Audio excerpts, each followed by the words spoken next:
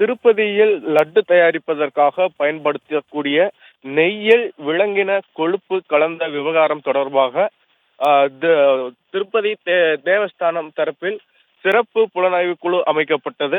இதனிடையே திருப்பதி லட்டுக்கான நெய்யில் கலப்படம் செய்த வழக்கில் தற்பொழுது 4 பேரை சிபிஐ அதிகாரிகள் கைது செய்துள்ளனர். குறிப்பாக திண்டுக்கல்லைச் சேர்ந்த ஏஆர் டைரி நிறுவன உரிமையாளர் ராஜசேகரன் உட்பட 4 பேரை கைது செய்யப்பட்டுள்ளனர். உத்தரப்பிரதேசத்தைச் சேர்ந்த நெய் உற்பத்தி நிறுவனம் உரிமையாளர்களும் கைது. விபின் குப்தா, பொமில் ஜெயின், அபூர்வ சவடா ஆகியோரை கைது செய்த சிபிஐ நெய் கலப்பட வழக்கில் கைதான 4 பேரையும் தற்பொழுது இன்று நீதிமன்றத்தில் ஆஜர்படுத்த வாய்ப்பிருப்பதாக தற்பொழுது தகவலானது கிடைத்திருக்கிறது.